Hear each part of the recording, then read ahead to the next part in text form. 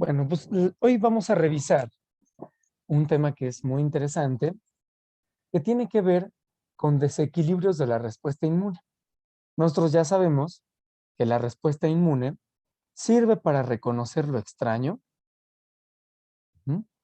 No reconoce lo bueno y lo malo, reconoce lo extraño de lo propio, pero además reconoce, más allá del extraño y de lo propio, reconoce lo peligroso. Deben recordar que la respuesta inmune debemos superar el entendimiento que habitualmente la enseñanza clásica nos dice que la respuesta inmune reconoce entre lo extraño y lo propio y ataca a lo extraño y permite lo propio. Pero ustedes que ya saben inmunología y que hemos dado una gran cantidad de ejemplos, saben que en realidad la respuesta inmune actúa sobre lo que tiene señales de peligro. Y esto puede ser tanto propio como extraño. La respuesta inmune puede entonces permitir o tolerar lo extraño, darle oportunidad de que permanezca, como en el caso de la microbiota, ¿no? Ustedes saben muy bien. Entonces, la respuesta inmune, si lo extraño no es peligroso, entonces se le puede tolerar, tolerancia. Si lo extraño o lo propio es peligroso,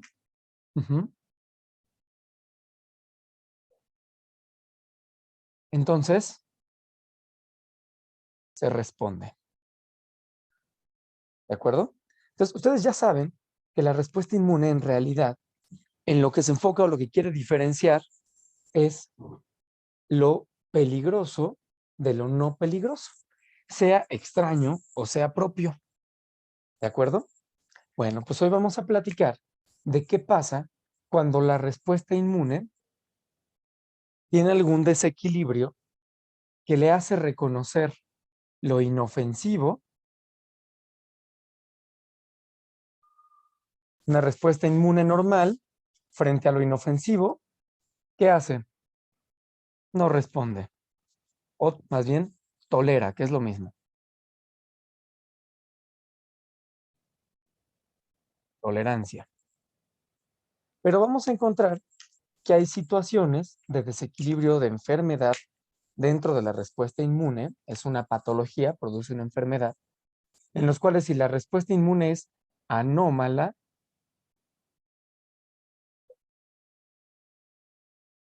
puede encontrarse con un agente o con un antígeno inofensivo, pero monta una respuesta.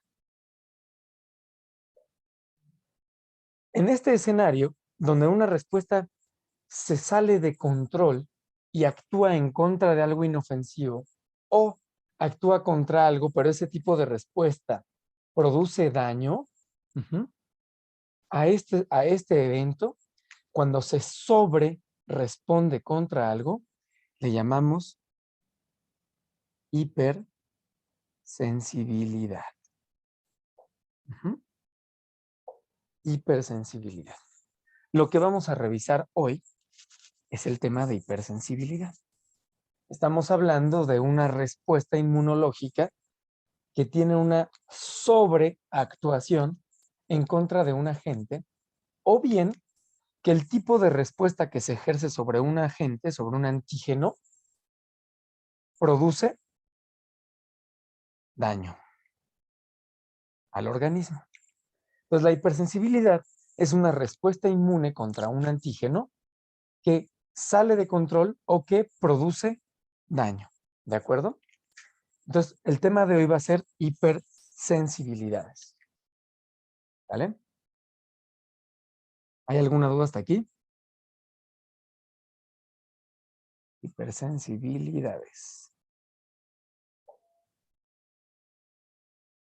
Hay 4 clasificaciones de las hipersensibilidades. La tipo 1, la tipo 2, la tipo 3 y la tipo 4. Estas son las 4 hipersensibilidades que platicamos, que les enseñamos acá, las centrales, y se han descrito que cada una tiene una distinta mecánica, pero en todas lo que ocasiona el daño al organismo es la respuesta inmune. ¿De acuerdo? Entonces, acuérdense, la respuesta inmune es una herramienta fundamental para la vida. No se puede vivir sin la respuesta inmune, ningún animal. Aunque tenga los mejores tratamientos de antibióticos, y si no hay respuesta inmune, el individuo sencillamente no responde. ¿De acuerdo?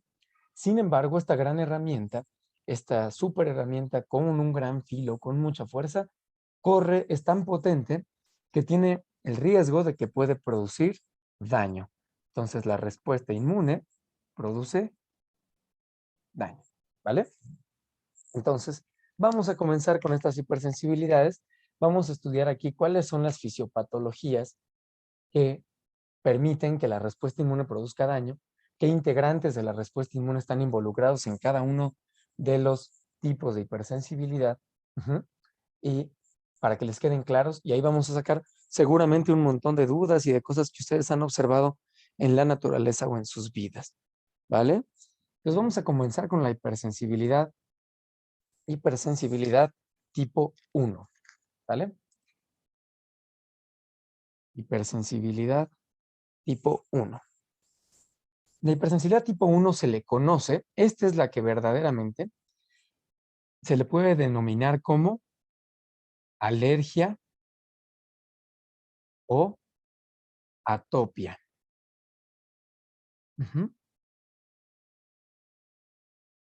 El nombre, digamos, inmunológico de las alergias y de las atopias es la hipersensibilidad tipo 1. Hay equivocaciones donde a veces le llaman alergia a cualquier tipo de hipersensibilidad, pero lo correcto es alergia, aplica únicamente para la hipersensibilidad tipo 1. Se le conoce también como hipersensibilidad rápida o inmediata. Y es así porque el curso del tiempo en la que sucede es de segundos, segundos a horas. Tiene este curso de aparición, de que se tiene contacto con el antígeno, a que ocurre este evento, esta respuesta que produce daño, puede pasar en segundos o puede pasar en horas. A veces es de manera instantánea, se tiene contacto con algo y ya se está sintiendo, no ha pasado ni un minuto y ya se está sintiendo en la garganta. Los que son alérgicos, alérgicas a los gatos, a los alimentos, a veces pasan algunos minutos, 20, 30 minutos. De manera general, ocurren, dependiendo la vía por la que entra el antígeno, ocurre en minutos. ¿De acuerdo? Bueno, ¿qué pasa en la hipersensibilidad tipo 1? ¿Cuál es el actor principal, el elemento principal de la respuesta inmune que desencadena la hipersensibilidad tipo 1? El elemento central de este tipo de hipersensibilidad es la IgE. Este es el elemento central. Es la producción de inmunoglobulina E contra un antígeno que no lo requiere. Por supuesto, los antígenos deben de ser proteínas para que se lleve a cabo un cambio del isotipo. En este caso, al antígeno también se le conoce como alergeno. Para este tipo de hipersensibilidades, al antígeno le podemos llamar alergeno. Produce alergia. ¿Dudas hasta aquí? Ustedes ya conocen lo que hay en la historia de la inmunología previo a que se produzca una IgE. Normalmente la IgE se produce contra infecciones parasitarias, funciona contra infecciones parasitarias, se produce cercano en las mucosas y está relacionado con la liberación de ¿qué? ¿Y en qué células? ¿Quién me dice? Histamina en las células cebadas. Muy bien. En las células cebadas o mastocitos, y está relacionado con la liberación de histamina. Normalmente, la IgE, ustedes saben, funciona contra este tipo de antígenos como los de los parásitos y tiene esas funciones. Pero lo que ocurre en la hipersensibilidad es que algún antígeno hacia el cual no tendría por qué responderse con una respuesta de isotipo IgE, se responde o se lleva un cambio hacia el isotipo de IgE. Por ejemplo, el polen de las plantas. El polen es una proteína, el polen tiene proteínas, por lo tanto, ¿es extraño? Sí, sí es extraño. Ok, tiene la posibilidad de ser inmunogénico. Es extraño y tiene proteínas. Pero normalmente, pues el polen produce algún tipo de daño. Tal vez haya alguna planta venenosa cuyo polen lo haga. Pero la mayoría de los pólenes con los que tenemos contacto, pues no significan un gran riesgo. Tú pasas por ahí entre las plantitas o hueles una flor y estás inhalando polen, pero el polen en sí no tendría por qué no tendría por qué montar una respuesta de este tipo. Lo que ocurre en la hipersensibilidad tipo 1 es que ante algún antígeno que en realidad no significa algún daño particular, un antígeno hacia el cual no se tendría que responder de esta manera, se responde a partir de la IgE. Por ejemplo, el polen, por ejemplo, algunas tinturas, proteínas de algunos alimentos, proteína de la nuez, del cacahuate, de las manzanas. Y ustedes saben que hay un sinnúmero de alergias a una gran cantidad de antígenos. Normalmente se tendría que responder con tanta potencia o con una respuesta de tipo IgE para la proteína de la manzana. Pues no, en realidad no tendría por qué, porque la proteína de la manzana o algún compuesto, algún pigmento, no genera en realidad algún tipo de daño. Entonces, ¿qué pasa en los pacientes atópicos? Existe una importante carga genética. Existe una importante carga genética que facilita los tipos de respuesta hacia IgE. A ver, ¿quién me platica qué respuesta adaptativa está relacionada con el cambio de isotipo hacia la IgE? ¿Qué otra célula está involucrada esta genética? ¿En qué célula se ve reflejada para este cambio del isotipo? ¿Quién me dice? ¿Qué célula de la adaptativa está involucrada en desencadenar el cambio de isotipo hacia la IgE?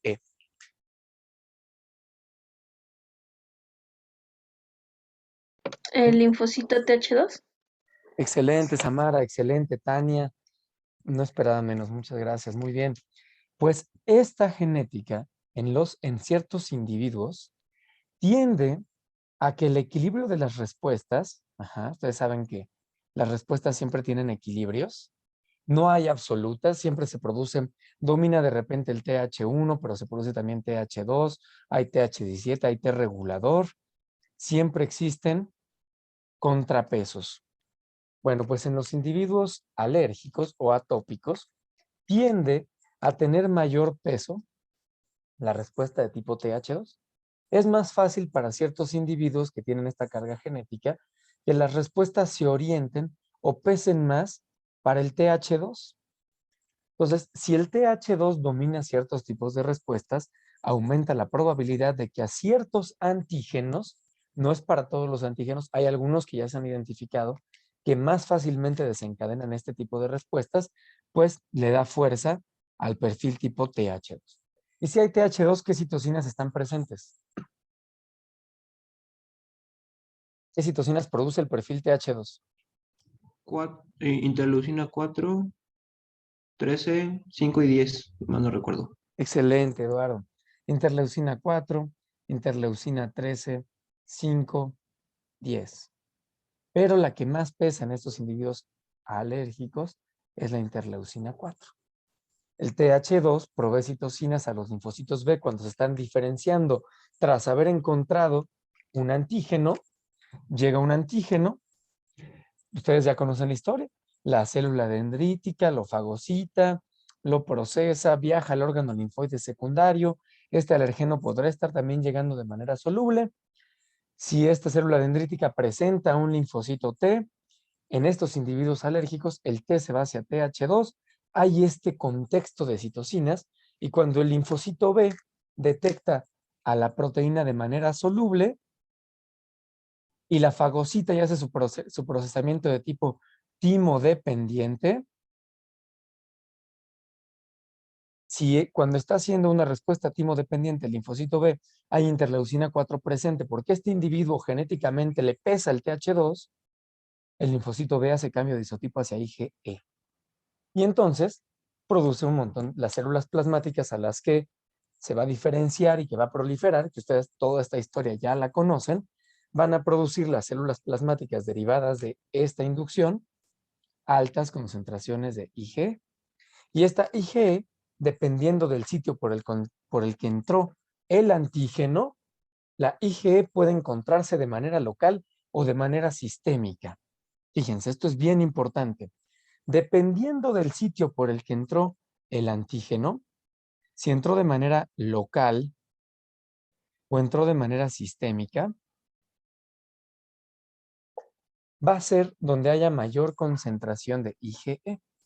Si el antígeno ingresó por una mucosa, lo más común es que la IgE se encuentre en mayor concentración de manera local y que por lo tanto los efectos de la liberación de histamina los encontremos de manera local. Pero si el antígeno entró de manera sistémica, los linfocitos B que se producen en los órganos linfoides secundarios y las células plasmáticas envían y generan los anticuerpos de tipo IgE en una distribución sistémica. ¿De acuerdo? Entonces, ojo con esto. Dependiendo del sitio por el que entra el antígeno, por donde ingresa el antígeno, es si la respuesta se puede llevar a cabo principalmente de manera local o de manera sistémica. Por ejemplo, si es una picadura de abeja, el veneno de la abeja entra a la circulación, es una picadura, y el antígeno se distribuye de manera sistémica.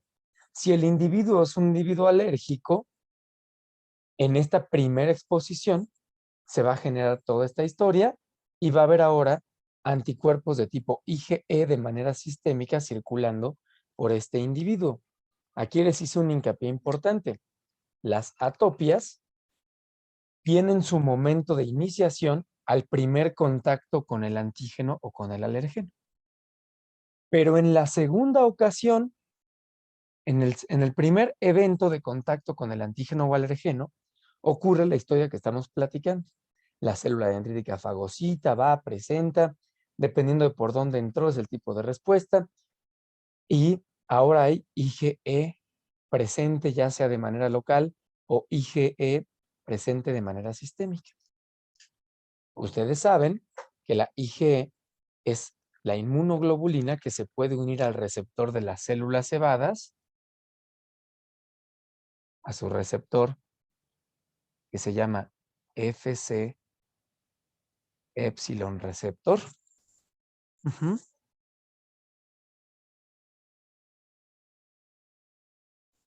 La IgE se va a anclar en los receptores de las células cebadas.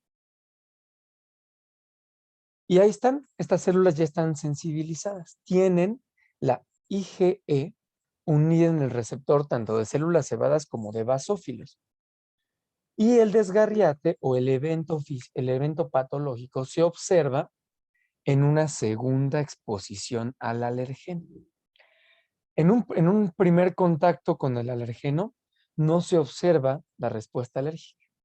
Pero en la segunda ocasión de contacto, el alergeno vuelve a ingresar, llega este alergeno, está presente otra vez, pero ya las células cebadas o los basófilos están sensibilizados con la IgE. Y esto hace que al momento de que el alergeno en la segunda ocasión tenga contacto con la IgE presente en las células cebadas degranulan la histamina. ¿Sí? ¿Estamos? ¿Qué eventos observamos? ¿Qué eventos clínicos observamos por la liberación de histamina? ¿Qué puede hacer la histamina? ¿Quién me lo platica?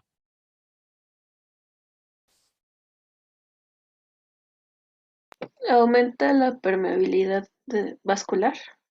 Muy bien. Produce inflamación.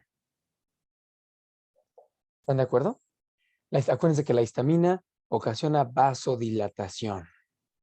Y los vasos sanguíneos, o sea, esta inflamación, saben que la inflamación es un evento hemodinámico. Hemodinámico. Los vasos sanguíneos que tienen un grosor, un calibre, se distienden. El músculo liso presente en los vasos sanguíneos. Cuando recibe histamina, este músculo liso se relaja.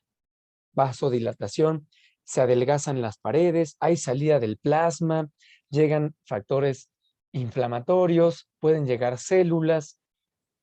Hay un evento hemodinámico que genera un aporte adicional a este sitio para corregir o para enfrentar una fuente potencial de daño. ¿Qué más hace la histamina? Entonces, fíjense, uno de los eventos es inflamación a través de la vasodilatación. ¿Sí o no? ¿Qué más? ¿Quién me dice? Broncoconstricción, comenta Alejandro. Muy bien. Broncoconstricción. El músculo liso presente en los bronquios, el músculo liso presente en los bronquios o en las vísceras, la histamina a ese tipo de músculo liso le ocasiona constricción. Por eso, ocasiona broncoconstricción o bien aumento en la peristalsis. Entonces, fíjense, la histamina encuentra receptores en el músculo liso de los vasos sanguíneos y ocasiona vasodilatación. Pero la misma histamina, si encuentra receptores en el músculo liso de las vísceras o de los bronquios, ocasiona contracción. Y por eso ustedes saben, un animal alérgico, por ejemplo, el típico perro alérgico al pollo, cuando le dan alimento, croquetas que tienen pollo, empieza con diarrea. Es una diarrea mecánica secundaria a un aumento en la peristalsis por acción de la histamina, porque ese perro tuvo una respuesta inmune y produjo IgE contra la proteína del pollo. Y cada vez que le dan proteína de pollo, viene más antígeno, que estimula las células cebadas que están sensibilizadas y todo el tiempo está produciendo histamina. ¿De acuerdo? Entonces, fíjense, ahí les di el ejemplo. ¿Hay una duda? ¿Hasta aquí? FC Epsilon receptor es el receptor a la FC de la IgE. Acuérdense que esta, que les dibujé aquí en morado, es una IgE. Esta es una IgE. El receptor que tienen las células cebadas para la IgE se llama FC Epsilon receptor. Hay dos tipos, a otros se le llama, creo que se los mencioné algún día, CD23. Hay otro tipo de receptor que se llama CD23. Este se llama FC receptor 1. ¿Hay alguna duda hasta aquí? ¿Queda claro el caminito de cómo ocurren estas cosas? Pablo, yo tengo una duda. Adelante, Tania. Bueno, es que en mi caso, hablo de experiencia propia, yo nunca presenté problemas de alergias hasta años recientes y sí tuve contacto con los alérgenos que ahora me causan problemas. ¿También hay un factor genético o por qué se puede deber? Gracias. Hay dos elementos centrales. Uno, por supuesto, es el genético y otro es el ambiental. Hay algunos tipos de compuestos que están presentes en un montón de cosas, alimentos, materiales, otros suplementos, cosas que respiramos. Bueno, se han descrito una gran cantidad de cosas que pueden estar en el entorno, herbicidas, plaguicidas, toxinas, muchas cosas que pueden también inducir o generar alteraciones en la respuesta inmunológica. Sí hay una carga genética, pero también acuérdense que nada es totalmente genético, sino que también en muchos casos hay el componente ambiental. Una vez que un individuo, una persona una individua es alérgica, lo más probable es que le herede a su progenie. Y una vez que se va heredando, va aumentando. Y lo que antes se tenía alergia contra alguna sola cosa, por ejemplo, pueden empezar con la proteína de la nuez. Y después también ya les hace la avena. Y después también ya les hace la soya. Entonces, generalmente una vez que comienzan, estos eventos de manera natural van persistiendo, ¿no? Son pocos los casos en los que de manera natural se detienen. Hay procedimientos médicos actualmente que se conocen se llaman técnicas de hiposensibilización, que son procedimientos para que se vaya perdiendo la posibilidad de responder contra algún alergeno. Pero lo primero es ubicar.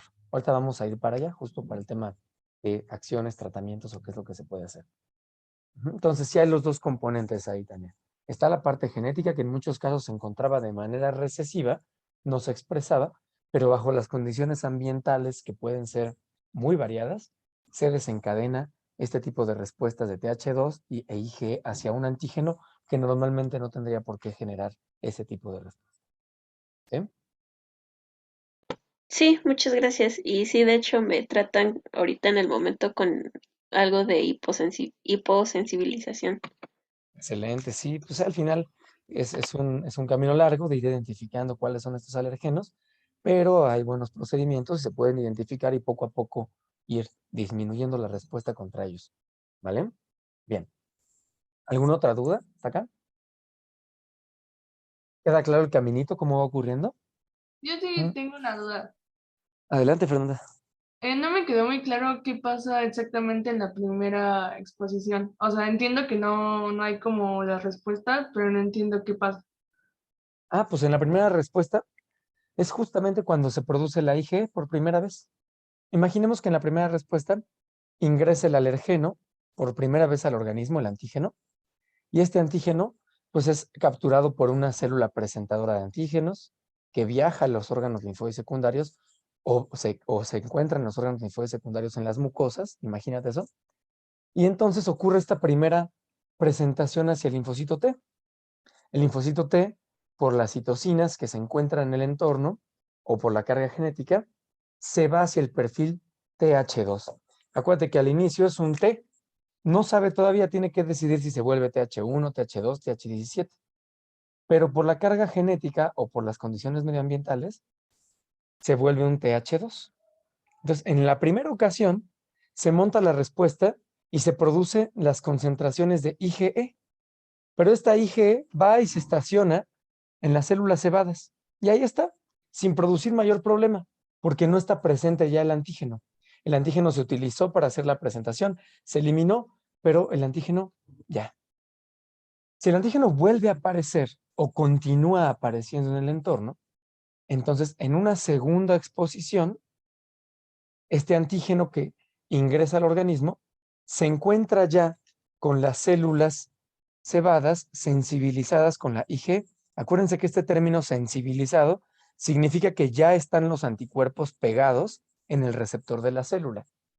En la segunda exposición, este antígeno o alergeno, pues ya es reconocido por la IgE que se produjo en la primera.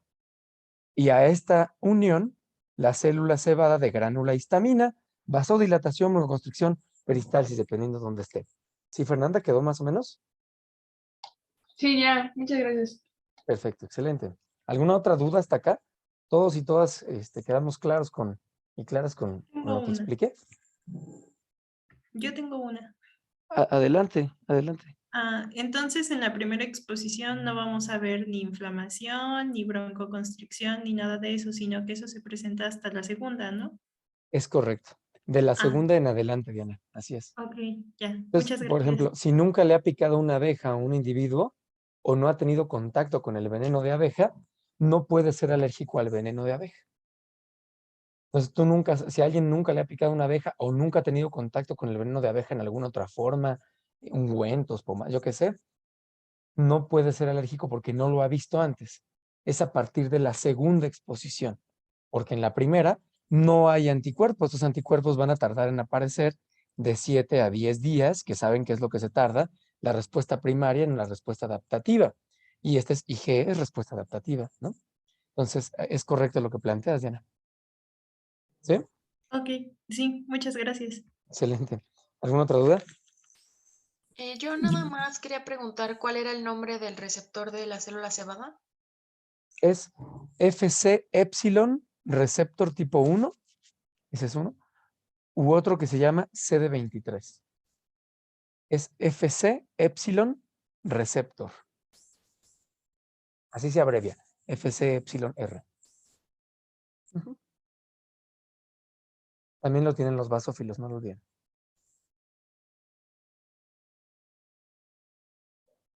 ¿Dudas hasta acá? Yo tengo una pregunta. Adelante, Alejandro. Una vez que la célula cebada o el basófilo ya se sensibilizó, digamos, la IgE, ¿cuánto tiempo puede durar ahí? O sea, ¿puede durar para toda la vida o puede durar años o no tanto? Muy bien, Alejandro. La IgE tiene una vida media corta. Normalmente dura entre 5, 7 días de vida media. Pero la célula cebada, la célula plasmática que produce a la IgE puede vivir por más tiempo dependiendo de la intensidad del estímulo. Entonces, la pura IgE, el anticuerpo, tiene una vida media corta, 5 a 7 días. ¿Cuál es el problema? Que las células cebadas pueden tener distinta longitud de vida. Pueden tener una vida desde 7 a 10 días hasta meses. Incluso se han encontrado células cebadas que pueden vivir por años. Entonces, la célula cebada sigue produciendo IgE. Por lo tanto, pues la IgE después de 5 a 7 días, pues esta IgE que estaba ya se desnaturaliza, como cualquier proteína tiene un tiempo de vida y después se desnaturaliza. Pero como sigue estando prendida la máquina de producción de IgE, pues llega una nueva IgE y se inserta. Entonces, dependiendo de la intensidad del estímulo, es el tiempo de vida de las células plasmáticas. Hay células plasmáticas de vida corta, de vida media y de vida larga. Depende la intensidad del estímulo. Y esto no se puede saber a ciencia cierta. Muchas gracias. Y lo que ocurre es que si el individuo, por supuesto, vuelve a tener contacto con el antígeno, ustedes saben que las respuestas timodependientes, incluyendo esta que estamos viendo, ¿qué otras células produce? La respuesta timoindependiente, ¿qué otras células produce además de las células plasmáticas que producen anticuerpos? ¿Quién me dice? Células ¿De memoria? Muy bien, memoria. Si seguimos teniendo contacto con el alergeno, estamos estimulando también a las células de memoria. Y eso hace que persista la hipersensibilidad. Vamos a ver que justamente los procesos de hiposensibilización tienen como objetivo ir limitando, ir acortando la vida o ir induciendo respuestas reguladoras contra este antígeno o alergeno. Eso se llama hiposensibilización, lo vamos a ver ahora. ¿Dudas? ¿Alguna otra duda hasta aquí? ¿No? No hay ninguna duda. Excelente. Entonces, bueno, fíjense. Hay dos tipos de respuestas, hay dos tipos de presentaciones de las alergias en función del sitio donde se producen. Están las respuestas locales y están las respuestas sistémicas. Las locales están restringidas a un órgano o algún tejido. Órgano o tejido. Por ejemplo, aquí tenemos lo que les mencionaba, el tubo digestivo. Si es una alergia o una atopia de tipo digestiva, el lugar donde se manifiesta, porque ahí las células plasmáticas y las células cebadas que están sensibilizadas están localizadas en un órgano, están restringidos a un órgano. Por lo tanto, los efectos de la atopia se encuentran limitados a ese órgano. Otro ejemplo, la piel. La típica dermatitis atópica, esto lo van a escuchar, dermatitis atópica. Sale el perro a pasear y lo llevan al campo y anda por ahí jugueteando. Y a los minutos que regresa ya trae la panza toda roja, ya se está rascando como loco la panza. ¿Por qué? Porque arrastró la parte ventral por encima de alguna planta o de las pubescencias del pasto o de alguna molécula, algún antígeno que está comportando como alergeno. Y entonces encuentran a los minutos eso, pero está restringido al sitio donde tuvo contacto, en la piel, ¿de acuerdo? Entonces, dermatitis atópica. Rinitis atópica, se acercan, llega, huele algo y ya está moqueando, ya tiene escurrimiento nasal, estornudos, tos. Bueno, está restringido a la piel, a la parte de la nasofaringe. El asma es una dermatitis, es una hipersensibilidad tipo 1, una atopia, que ocurre que las células cebadas que están sensibilizadas están en los bronquios. Y cuando entra el alergeno o el antígeno, Las células que degranulan están en los bronquios. Y entonces, broncoconstricción, porque quedamos que la histamina produce broncoconstricción. ¿De acuerdo? Entonces, esos son ejemplos de hipersensibilidades tipo 1 o alergias de tipo locales. El antígeno ingresó por un órgano o tejido limitado y cuando vuelve a ingresar por este sitio, las células sensibilizadas están localizadas en este órgano o tejido. Por lo tanto, ahí se dan las manifestaciones de la liberación de histamina, a diferencia de las sistémicas. En las sistémicas es cuando el antígeno o el alergeno alcanzó circulación. Por lo tanto, estimuló múltiples clonas o distintas células plasmáticas o linfocitos B productores de IgE, y la IgE no está limitada a un órgano o tejido, sino que está circulando en sangre. Y las células cebadas están presentes en todos lados, incluyendo las células cebadas que están en el tejido conjuntivo, en los vasos sanguíneos. Y cuando llega el alergeno y alcanza esta parte sistémica, cuando llega el antígeno o alergeno, la liberación de histamina se lleva a cabo de manera sistémica. Y si se libera histamina de manera sistémica, ¿qué pasa?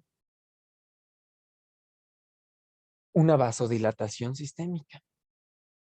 Y entonces, un vaso sanguíneo que tiene un calibre contiene una cantidad de sangre. Cuando se vasodilata, se requiere más sangre para llenar ese vaso sanguíneo. ¿Están de acuerdo? Pues cuando esto ocurre de manera sistémica, se le llama choque anafiláctico en su presentación más grave. El choque es un evento anafiláctico. Anafilaxis. La anafilaxis es una respuesta de tipo sistémica y que puede llevar a un choque. Este choque anafiláctico está relacionado con la liberación de histamina de manera sistémica. Produce vasodilatación sistémica, por lo tanto, eventos de hipovolemia. Se llenan todos los vasos sanguíneos y no hay suficiente sangre. El animal entra en pérdida de la conciencia, puede tener movimientos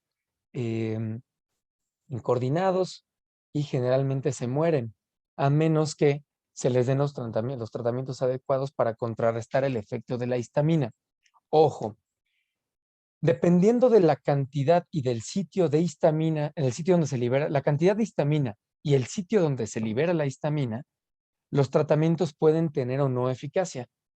Los antihistamínicos, clásicos, antihistamínicos, que frecuentemente son tratamientos que compiten por los receptores de histamina, pueden servirnos para atopias o alergias de manera local, que no sean severas.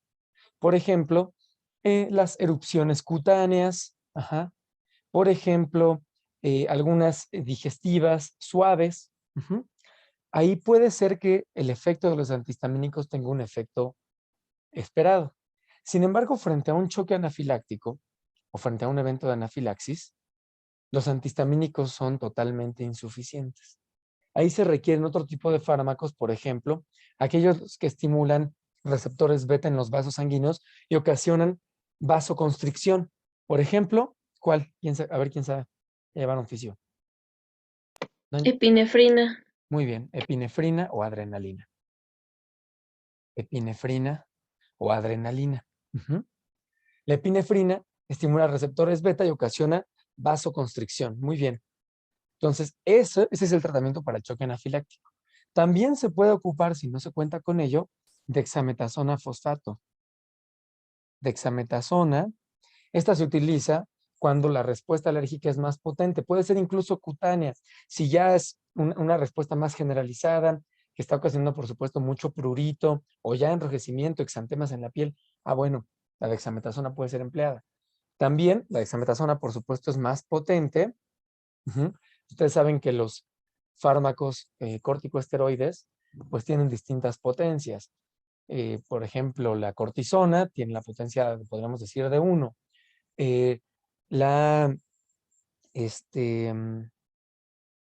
dexametasona es 20 veces más potente.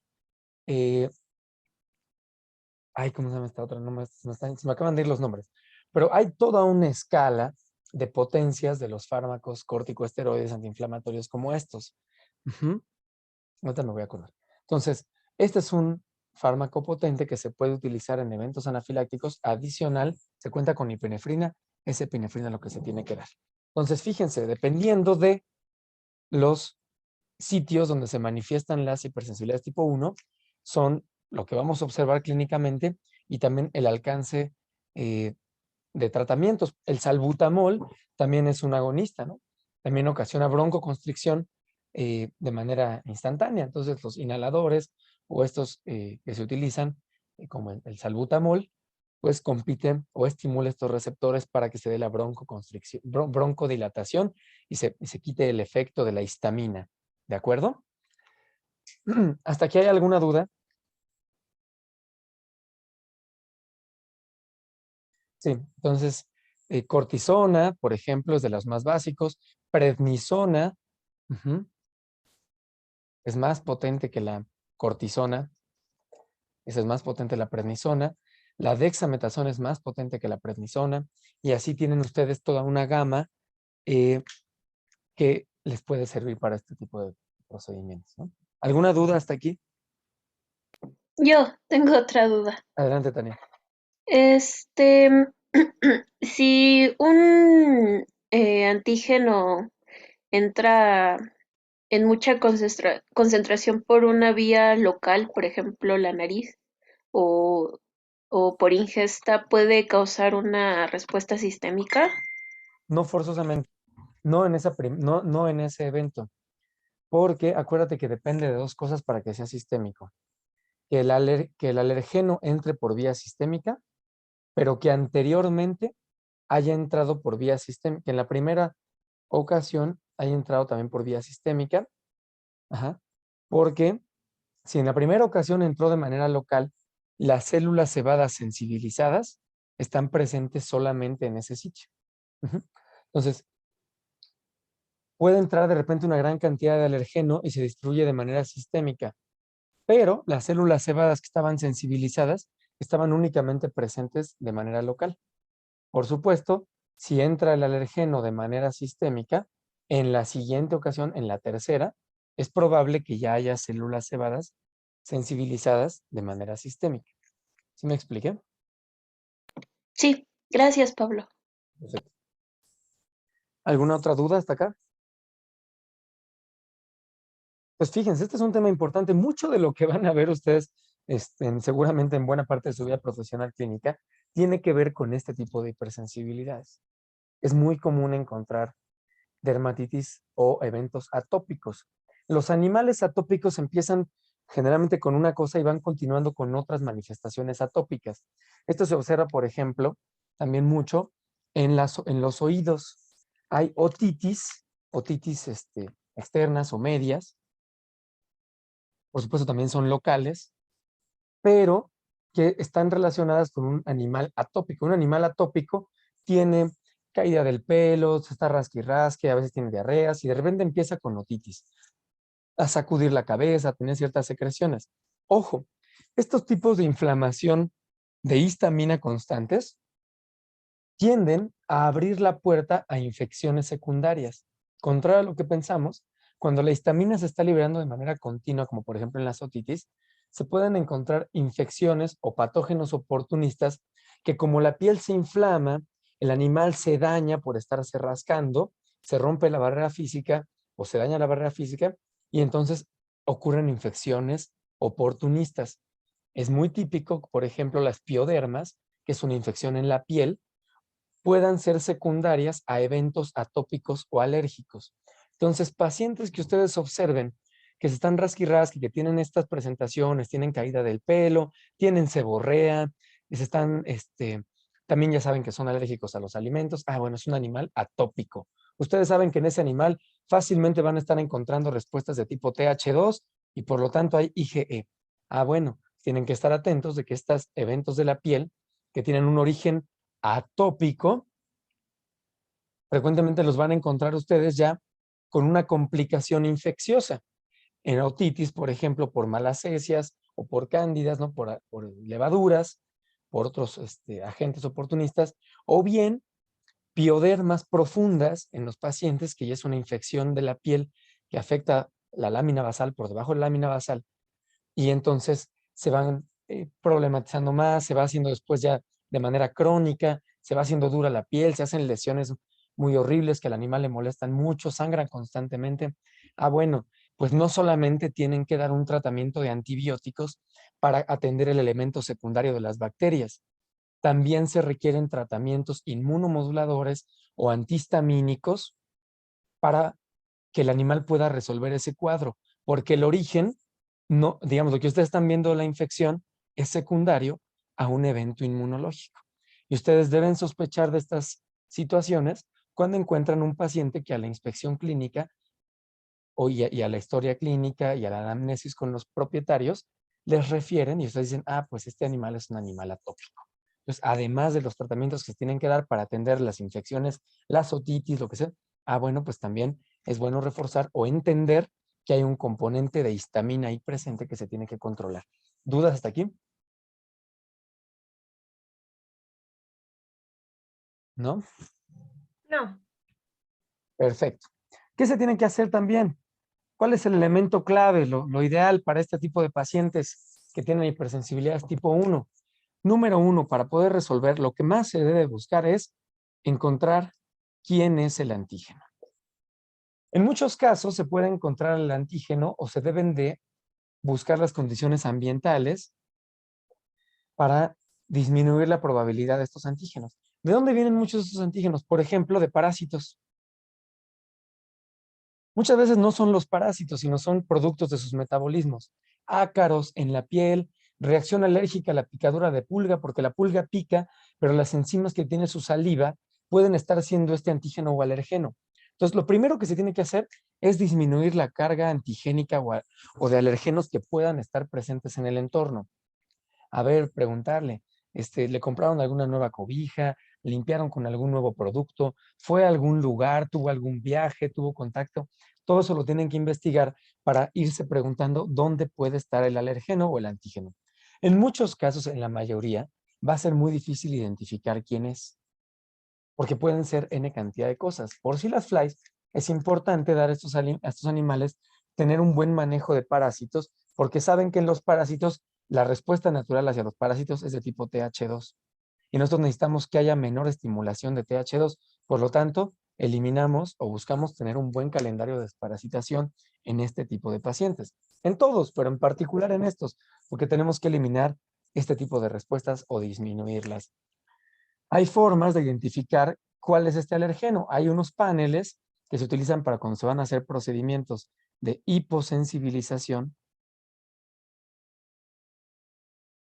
que son paneles de alergenos que ya se conocen, que están en la naturaleza y constantemente producen estos problemas. Entonces, hay paneles de antígenos que se pueden comprar para la práctica médica y que ya te vienen un montón de jeringuitas o de frasquitos que uno trae proteína de ácaro tal, polen de no sé qué, resina de no sé cuánto, esta otra proteína del pollo, proteína de no sé qué, y te viene así un muestrario de proteínas. Todos estos son antígenos comunes que se han identificado para las especies. Y entonces se agarra al perrito, se agarra al perrito, se le rasura una parte del pelo, la pata al revés. Se le rasura una parte del pelo y se van a administrar intradérmicamente pequeñas concentraciones. Por supuesto, los antígenos vienen muy diluidos para que no le ocasiones un choque anafiláctico, le ocasiones una alergia peor al pobre perro. Entonces, se colocan ciertas concentraciones muy disminuidas de estos alergenos, de este panel de alergenos, y después mides de manera, esto es una inoculación intradérmica, y después se mide y se evalúa en los pocos minutos cuál de estos alergenos ocasiona una inflamación marcada. Entonces, pues mira, este perro es alérgico a la proteína del pollo, a la albúmina de cualquier cosa, el huevo, y a los ácaros fulanos. Bueno, son estos. ¿Cuáles puedo controlar? Pues puedo controlar este. Y entonces puedes disminuir de manera dirigida esos alergenos Pero además puedes iniciar un proceso de hiposensibilización, que es que se va a administrar de manera repetida este alergeno, aquel alergeno que es problemático, el que se identificó problemático, se va a administrar en muy bajas concentraciones, desnaturalizado, en compañía de algunos tratamientos o de algunos fármacos que son inmunosupresores. ¿Para qué? Para que entre el alergeno, estimule las células de memoria, pero las haga en unas condiciones de supresión. Por lo tanto, las células de memoria o las células efectoras, cuando encuentran el alergeno y se activen, en lugar de que generen una respuesta, se vayan yendo paulatinamente hacia anergia. Si la célula presentadora que capturó este alergeno, yo le doy, por ejemplo, dexametasona o algún corticosteroide en compañía de eso, es probable que la célula presentadora muestre sin las señales de inflamación, es decir, sin la coestimulación. CD80, CD86. Si yo le doy un alergeno a la célula presentadora de antígenos, la célula presentadora de antígenos lo agarra. Pero si yo le doy además de dexametasona, esta célula presentadora de antígenos disminuye la expresión de CD80 y CD86. Por lo tanto, al no coestimular a las células de memoria, las va llevando poco a poco, o eso se plantea, hacia un estado de anergia. ¿Dudas hasta aquí?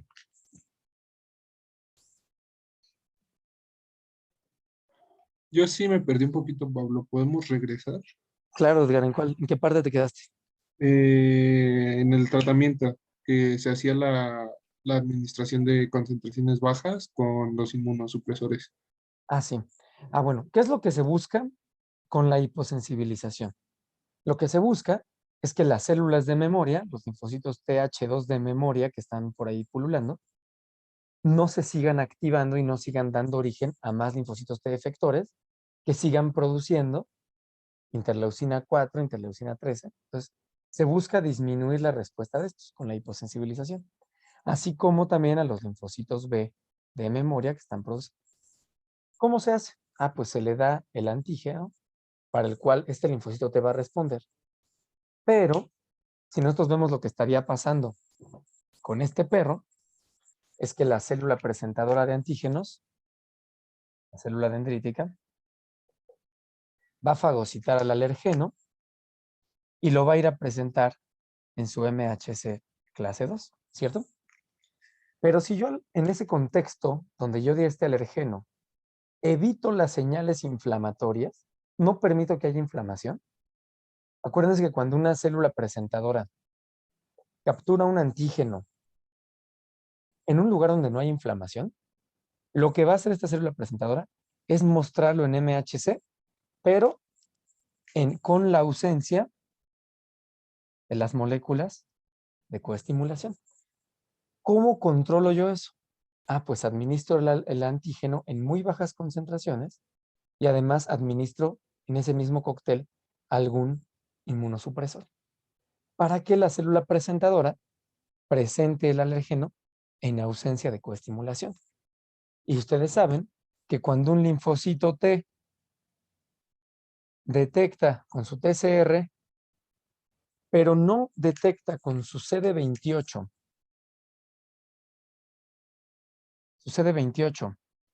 no detectó al CD80 o las moléculas de coestimulación, en lugar de que esta célula se active, si no está presente la coestimulación, se va a anergia. Y esa es la anergia que estamos buscando. Ese es el principio. ¿Sí? ¿Quedó, Edgar? Ya quedó, Pablo, gracias. Sí. Entonces, al final lo que se busca con este tratamiento es ir disminuyendo la respuesta alérgica. Esta es la hiposensibilización. Entonces, ojo, ¿qué medidas médicas tenemos que tener? Número 1, por supuesto, contener el evento alérgico cuando ocurre en el momento. Sea local, sea sistémico, conocer qué está pasando y poder actuar en tiempo y forma. Segundo, buscar si se puede disminuir el contacto con el antígeno. Eso sería lo ideal. Se elimina el antígeno, se acaba el ambiente y ya no se va a estar eliminando. Le compraron al perro una cobija padrísima, pero es de fibras naturales y alguna de estas fibras, alguno de estos compuestos le está ocasionando alergia. Tiren ese tapete. Cámbienlo, muévanlo del lugar, limpien el espacio donde se encuentra, despúlguenlo, saquen a solear las cobijas y sus camas para que se mueran los ácaros, etc. Disminuir el alérgeno.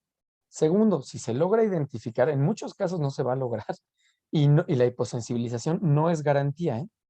Muchos pacientes se les busca hacer la hiposensibilización, pero no se alcanza a eliminar porque este animal es muy atópico y sigue respondiendo. Pero esta es una herramienta médica que se puede utilizar. ¿De acuerdo? ¿Dudas con la hipersensibilidad tipo 1?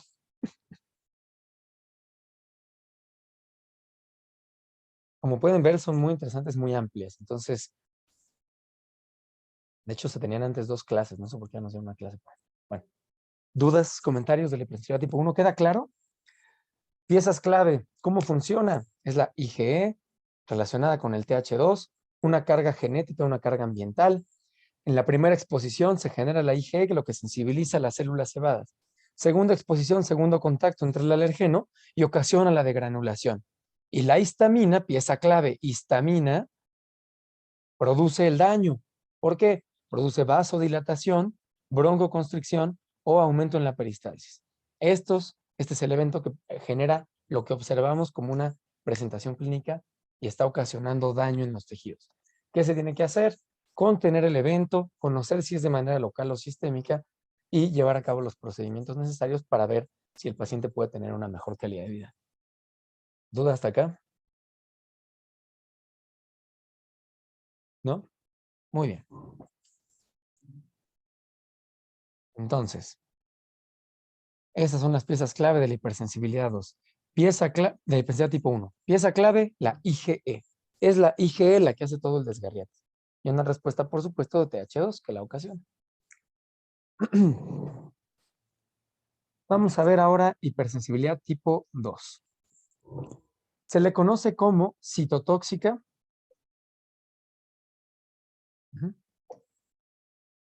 Hipersensibilidad tipo 2 o citotóxica. En esta historia, lo que produce la hipersensibilidad es la IgG. Y lo que ocurre es que se producen IgGs contra lo propio. ¿Hay algún error en la regulación? Por supuesto, tuvo que haber escapado alguna clon autorreactiva, pero lo que hay es una IgG capaz de reconocer lo propio. Y esto tiene la posibilidad de matar o de dañar a las células propias. Esta IgG, ¿qué le va a hacer a una célula o a algún componente propio? Pues se va a anclar. Aquí es la unión, antígeno-anticuerpo también, por supuesto, y la IgG reconoce algún antígeno propio. Este antígeno puede ser una célula, puede ser un componente subcelular, puede ser un componente subcelular, alguna molécula que se esté liberando en el exterior. Y lo que ocasiona cuando se une a una célula propia, pues es que tiene la posibilidad de ocasionar muerte celular por 2 caminos principales: por la activación del complemento o por el fenómeno de la ADCC que ustedes ya conocen. Funciones biológicas de los anticuerpos que ustedes ya conocen. Ocasionalmente también se puede observar eventos de opsonización y que una célula fagocítica fagocite a la célula propia, pero esto es menos común. Sí sucede, pero lo más común es que sea el complemento quien hace el daño. En segundo lugar, que sea una célula NK la que mate a la célula propia, o en tercer caso, que sea una célula fagocítica que fagocite a la célula marcada por la presencia del anticuerpo. Entonces, si se activa el complemento, ustedes ya saben, el complemento tiene la posibilidad de hacer CAM, hace hoyos y destruye a la célula. Esta respuesta de anticuerpos contra lo propio puede ser también de manera, este efecto citotóxico sobre lo propio, puede ser de manera directa o de manera indirecta. ¿A qué me refiero con esto? De manera directa es que es un componente propio de la célula, un receptor, una molécula propia de la célula, lo que está siendo reconocida por el anticuerpo, por la IgG. Por ejemplo, se forma un receptor contra alguna proteína del exterior. Por ejemplo, vamos a ponerle algo. El receptor o una proteína expresada solamente en las células beta, ujú, en las células beta de los islotes pancreáticos. Imaginemos los receptores a la insulina. Ujú. Imaginemos algún receptor característico de las células de los islotes beta pancreáticos. Este componente es un componente propio de la célula, no es nuevo. O sea, esta célula lo expresa de manera normal. Entonces, en la directa se reconoce el anticuerpo, la IgG, está reconociendo una molécula propia de la célula. Por ejemplo, está algún receptor característico de las células beta del páncreas. Por lo tanto, si la IgG llega y se fija en la célula, activa el complemento o a las células NK y pues la célula se muere. Ujú. La otra posibilidad es que sea de manera indirecta. Hay algún compuesto adicional que se unió a la célula de manera temporal o se le quedó pegado a alguna molécula de manera temporal. Esta molécula no es propia, son compuestos que se quedan pegados. En la indirecta, entonces, lo que se reconoce es un compuesto extraño. Ujú. Que ocasiona que la IgG en la directa es una molécula o receptor propio. Ujú. Y en la indirecta es una molécula extraña. En cualquiera de los escenarios es la IgG la que reconoce lo propio o lo extraño y ocasiona la activación del complemento y la muerte de la célula.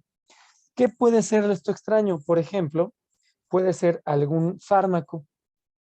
Hay en algunos pacientes cuando se les dan, por ejemplo, tratamientos de larga duración con beta-lactámicos como penicilinas, que se forman grupos penicil-OIL. Entonces, se forma un grupo de penicilina y estos subfragmentos que quedan del metabolismo, estos pequeños alergenos, estos pequeños antígenos, se quedan pegados en los eritrocitos, en los glóbulos rojos. Y cuando los anticuerpos reconocen estos grupos químicos que se llaman el grupo penicil-OIL, que es pues entonces el anticuerpo se une al eritrocito, activa el complemento y el complemento destruye al glóbulo rojo. Entonces, se pueden encontrar en algunos pacientes cuando se les dan tratamientos de beta-lactámicos de larga duración, hay que monitorear de manera, por ejemplo, en infecciones de la piel que pueden durar hasta 3 meses los tratamientos, en infecciones en la médula ósea, en osteomielitis, también se dan tratamientos de larga duración que pueden durar meses. Bueno, pues se deben hacer de manera mensual evaluaciones del hemograma para ver que no estén bajando los glóbulos rojos, porque en algunos pacientes ocurre que este grupo penicil-OIL se une en la superficie de una célula y ocasiona que la respuesta inmune mate a la célula. Otro ejemplo pueden ser virus. Aquí tenemos, por ejemplo, la anemia infecciosa equina. Un virus, que el virus se replica en el endotelio vascular, en las paredes de los vasos sanguíneos, se replica el virus de la anemia infecciosa equina. El virus no le hace gran daño al vaso sanguíneo, no lo daña, se replica y produce cantidades enormes del virus. ¿Cuál es el problema? Que el virus se ancla a los eritrocitos para viajar. Y cuando el virus de la anemia infecciosa equina, Este virus se ancla a los eritrocitos. Pues es un virus extraño, se forma una respuesta de tipo IgG y la IgG detecta el virus, lo marca, el complemento se activa y mata al eritrocito. El virus no mató a la célula. Quien mató a la célula fue la respuesta inmune a través de la IgG porque encontró una molécula extraña pegada en la superficie de una célula y la IgG de manera indirecta activó al complemento o a la ADCC y mató a la célula. ¿Hasta aquí vamos todos y todas claros? ¿Sí? Yo tengo una pregunta. Sí, Diana. Bueno, en patología ya vimos, bueno, al menos yo ya vi este tema y nos habían dicho que también podría intervenir la IgM. Entonces, no sé si eso es realmente correcto porque como dices que actúa el complemento, pues ahí entraría la IgM, pero ¿sería correcto decirlo? ¿Decir que realmente funciona aquí? Sí lo puede hacer la IgM, pero generalmente en estas patologías de hipersensibilidad tipo 2 o citotóxica es la IgG. O sea, sí, la que lleva la batuta en este tipo de patologías principalmente es la IgG, porque tiene que madurar afinidad. Estas uniones con la suficiente fuerza para encontrar esto, por ejemplo, los virus, las cuestiones extrañas, montan respuestas de tipo IgG, ujú, porque son proteicas. Entonces, si recordamos, la IgG es la más abundante en sangre. Entonces, frecuentemente la que participa, sí puedes encontrar que la IgM participa, pero la principal es la IgG. Nombraríamos a la IgG como la principal y la IgM como ocasional. Ujú. No está mal pensar que también la IgM está ahí. ¿Mm? Pero quiero que se vean la idea de qué es la IgG, porque requiere madurar afinidad. Acuérdense que la IgM no madura afinidad. Incluso es muy interesante, pero si ustedes hicieran un screening de los anticuerpos que tienen los animales, vamos a encontrar mucha IgM autorreactiva, mucha, pero no por ello la IgM reconoce con la suficiente potencia para desencadenar este tipo de patologías. La potencia de reconocimiento, la afinidad que madura la IgG es la que le permite hacer esto. Entonces váyanse con la idea de qué es la IgG. Ujú. Ok, gracias.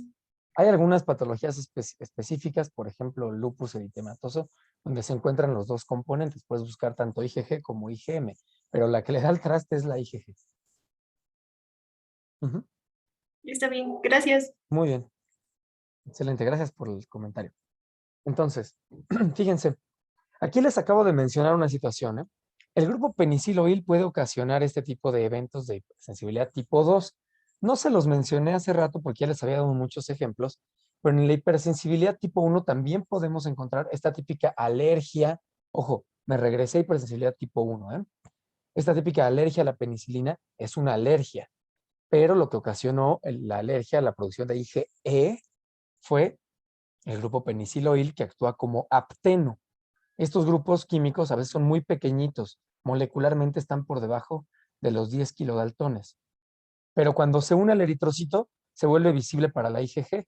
O bien, cuando se une a la albúmina sérica, el peniciloil puede ser un alergeno, puede volverse un antígeno visible para producir IgE.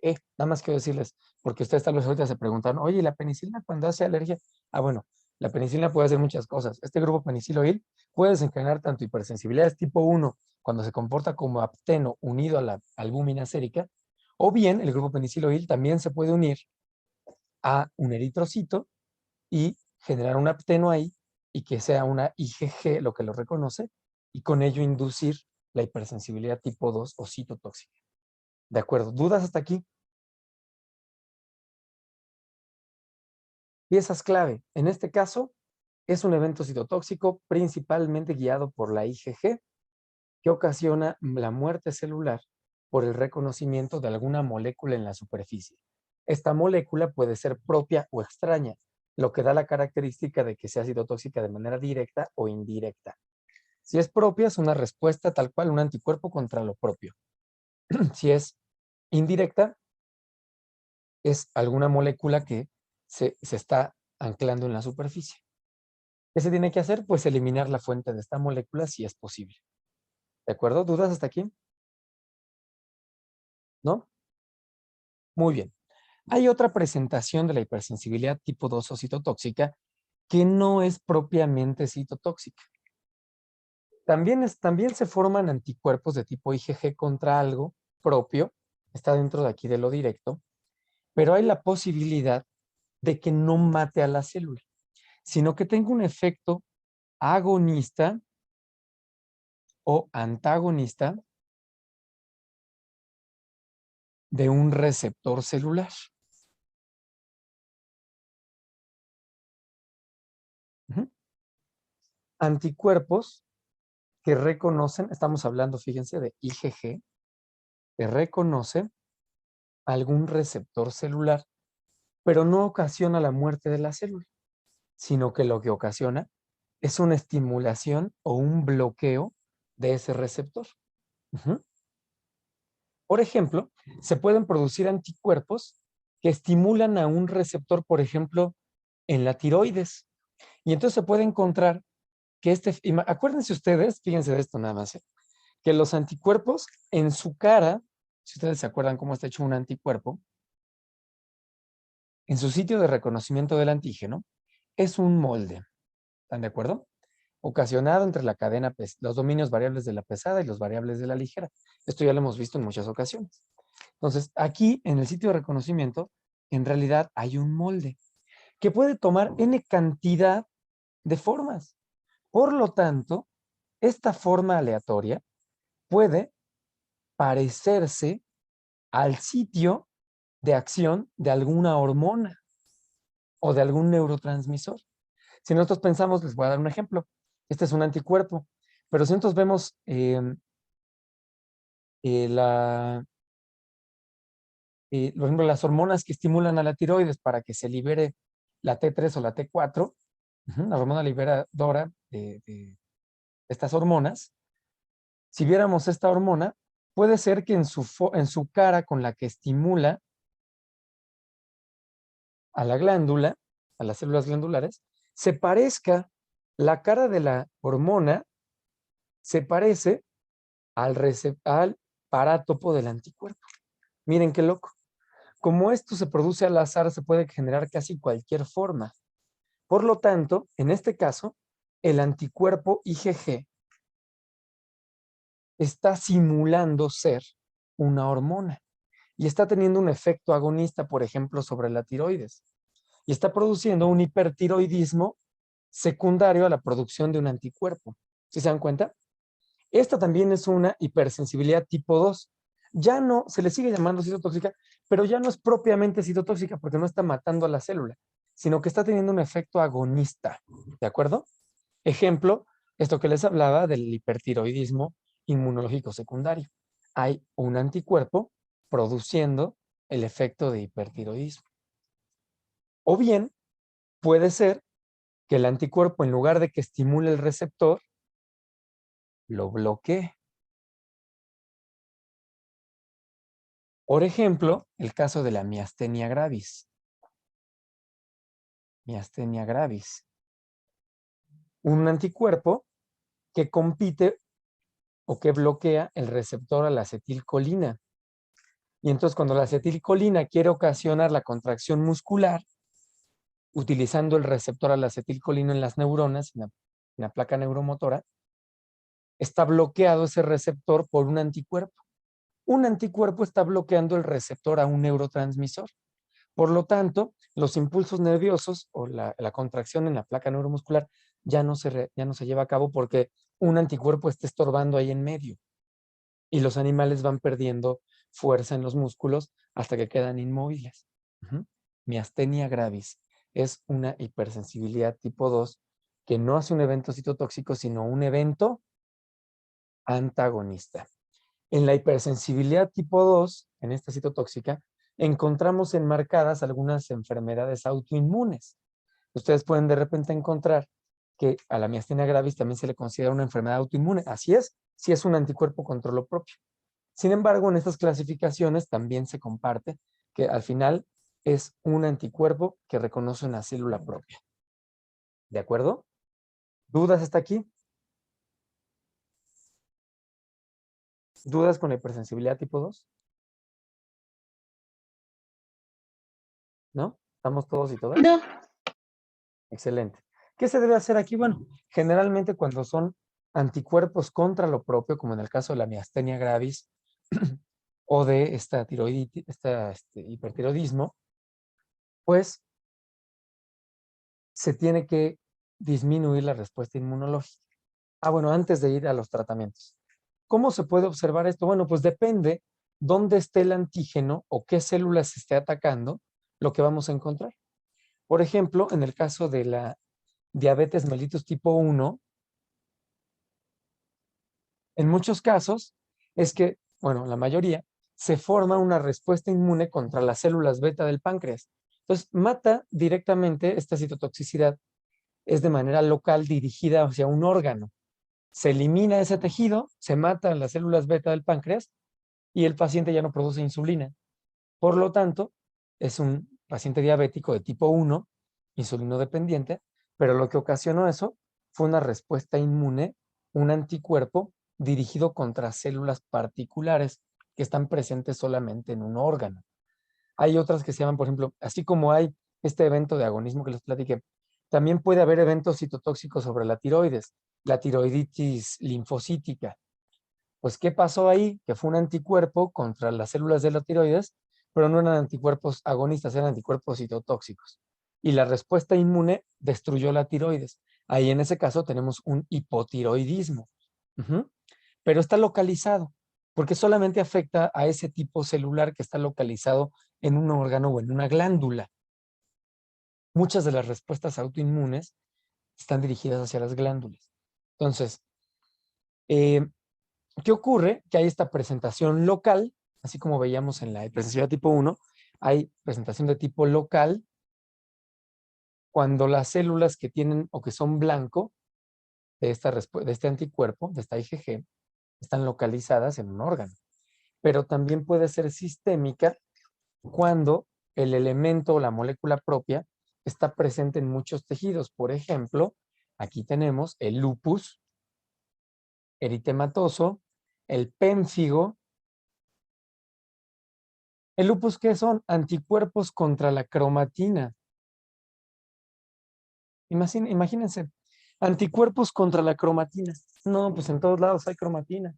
Cada vez que una célula se muere de manera desorganizada o hay una inflamación o un daño tisular y la célula se muera por necrosis o por un daño mecánico, físico, químico y se libere cromatina al exterior, empieza la respuesta en contra de la cromatina. Antígeno, anticuerpo, y entonces empiezan a hacer complejos inmunes ahí, ¿no? Pero originalmente es una respuesta contra algo propio.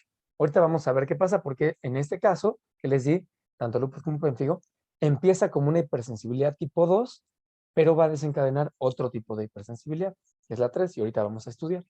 Pero en principio, si el antígeno, este antígeno propio, está presente de manera sistémica, pues el daño lo vamos a observar de manera generalizada. En este caso, pues se observa en la piel, se observa en las articulaciones, se observa en un montón de lados. En el caso del pénfigo, son anticuerpos contra, en el caso del pénfigo, contra los desmosomas presentes en los epitelios. ¿Se acuerdan que son estas proteínas, estos conjuntos de proteínas que unen las células epiteliales? Entonces, epitelios, todos. La piel, las mucosas. Entonces, esto es de manera sistémica. Nada más quiero que tengan claro esto.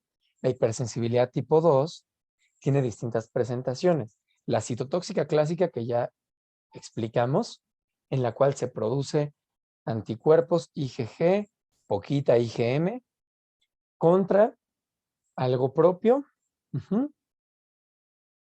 que ocasiona la muerte de la célula citotóxica. Puede ser que esta citotóxica sea de manera indirecta. No es un componente propio, sino es una molécula que se adicionó, pero al final sigue siendo citotóxica.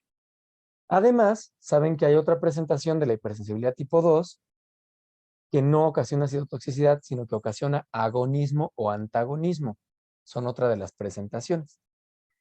Y al final, también se clasifican si son locales o sistémicas. ¿De qué depende? De dónde esté presente el antígeno para el cual se produjo el anticuerpo. ¿De acuerdo? ¿Qué tratamientos se dan para estos? Generalmente cuando son antígenos propios, se dan inmunosupresores. Y aquí pues sí son tratamientos de corticosteroides que tienen ciertos patrones de administración para estar suprimiendo la respuesta inmune. Por supuesto, esto no es selectivo, por lo tanto los pacientes pueden encontrarse más susceptibles a infecciones secundarias, pero por eso se van dando a ciertos intervalos y después se les dan tiempos de descanso. Hay otros inmunosupresores que se pueden probar dependiendo del caso y que son cada vez más seguros, ¿no? Entonces, bueno, pero rara vez estos, cuando se trata de algo propio, se va a detener completamente la hipersensibilidad tipo 2. ¿Dudas hasta aquí? ¿No? ¿Ninguna duda con la hipersensibilidad tipo 2? Está interesante, ¿verdad? No, pues aquí ya estamos platicando de lo que van a ver allá en el mundo real. No, acá en el mundo real. Entonces, esta es la hipersensibilidad tipo 2. ¿Dudas hasta aquí? Vamos a ver ahora la hipersensibilidad tipo 3. También se le conoce la hipersensibilidad tipo 3 como formación de complejos inmunes.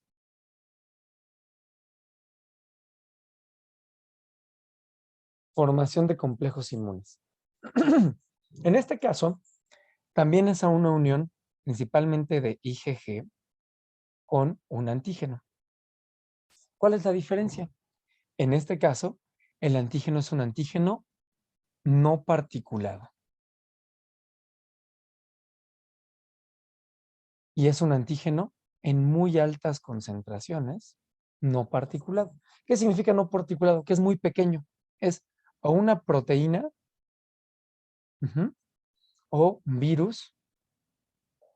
Es decir, son moléculas. Son cosas pequeñas, son partículas pequeñas.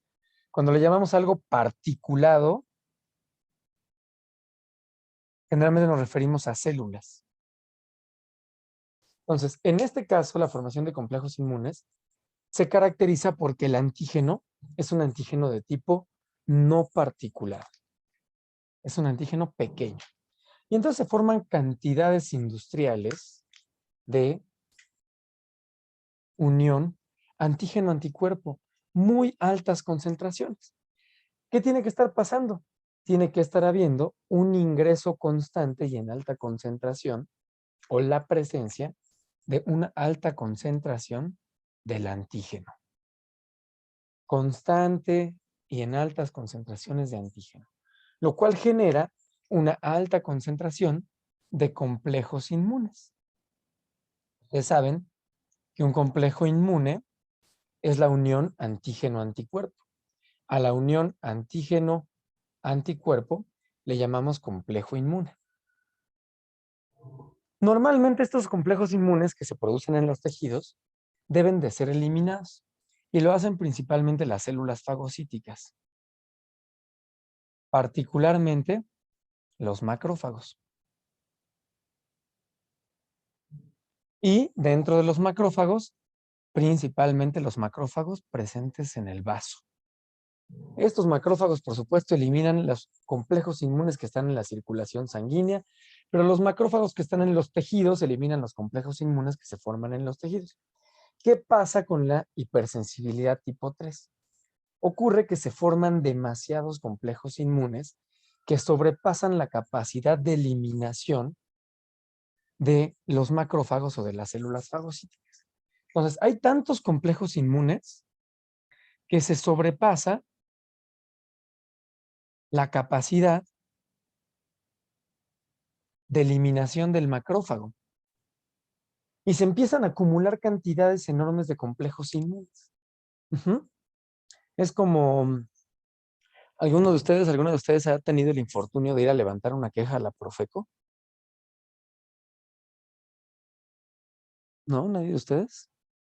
Gracias a Dios, no. Qué bien por ustedes, no se lo deseo a nadie.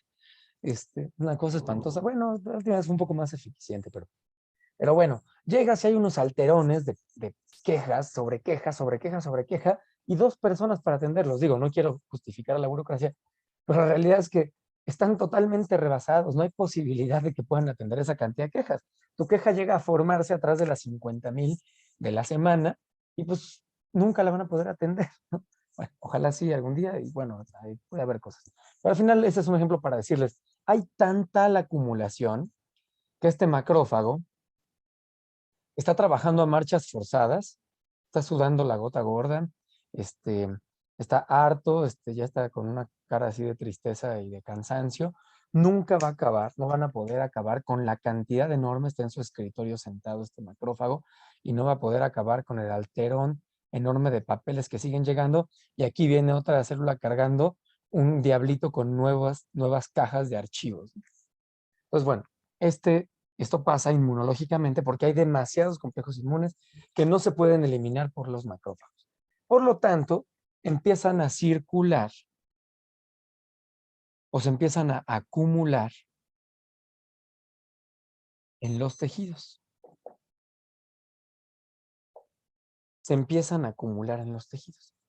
Particularmente, se acumulan estos complejos inmunes en los lugares donde la circulación es lenta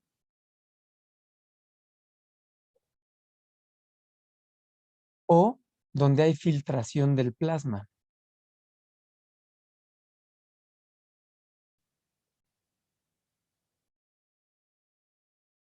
En estos lugares es donde se van a acumular los complejos inmunes.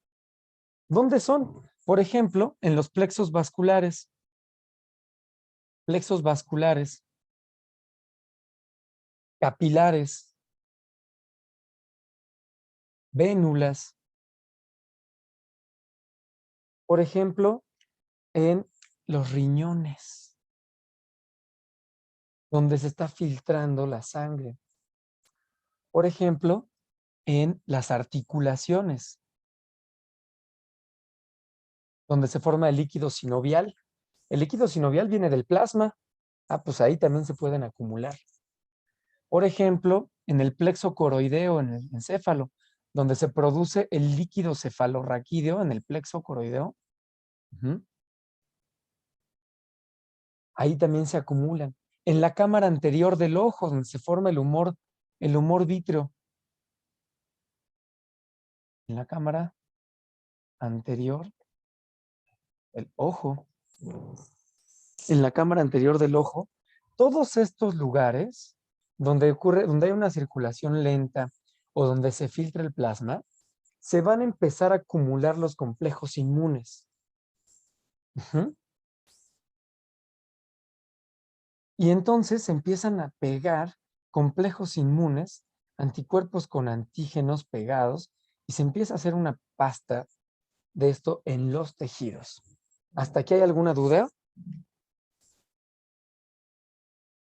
¿No? Sí, ¿qué es en el segundo capilar es qué? Perdón, capilares o vénulas. Gracias. Que me emocionan. Vénulas.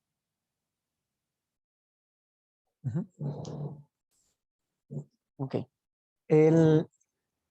Entonces, se empiezan a acumular un montón de complejos inmunes en estos sitios. Plexos vasculares, capilares vénulas, riñones, articulaciones, plexo coroideo en el cerebro, la cámara anterior del ojo. Ahí se empiezan a acumular estos complejos inmunes. Y ustedes saben qué funciones biológicas tienen la unión antígeno-anticuerpo. ¿Quién me dice?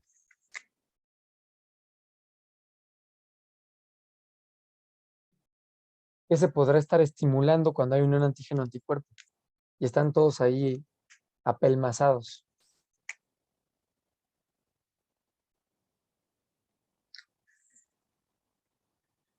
¿Quién se acuerda? Funciones biológicas, acabamos de ver varias. La opsonización. Sí, pero otra. Una que ya vimos. Activación del complemento. Así es. Se da una importantísima activación del complemento. Esta unión antígeno-anticuerpo de manera masiva genera una activación del complemento. ¿Y el complemento qué funciones tiene? ¿Quién me dice?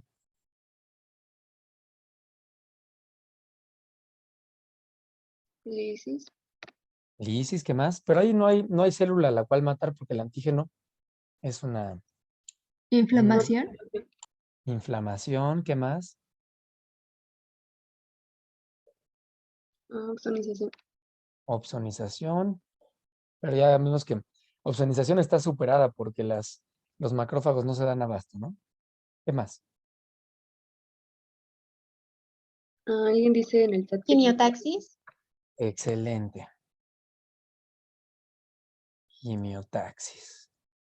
Aquí lo que ocurre, el factor que hace mucho daño, es el evento quimiotáctico. Ustedes saben que C3A y C5A son potentísimos quimiotácticos. ¿Para quién? ¿Cuál es la célula más abundante en sangre? El leucocito más abundante en sangre. Neutrófilos. Muy bien. Migración de neutrófilos. Y entonces hay tantos complejos inmunes que están activando tanto el complemento que todos los neutrófilos que pasen por ahí se van a meter al órgano. Y son lugares, si se dan cuenta, en los cuales la arquitectura del tejido no soporta ese tipo de cosas. La cámara anterior del ojo no puede tener estos eventos inflamatorios. Los riñones, si se daña la nefrona, ya bailó. Y lo que pasa es que los neutrófilos no llegan buena onda tocando la puerta. ¿Alguien de ustedes les ha tocado, bueno, no sé, sí, cierto, ir a conciertos, ¿no? En la era prepandémica había luego conciertos y en mis tiempos había una situación que luego le llamaban el portazo, ¿no? No sé si han escuchado eso. Ah, exacto, Alejandro, sí. Donde es tanta gente la que quiere entrar al concierto que sencillamente arrollan a los de seguridad, empujan y truenan la puerta y se meten, ¿no?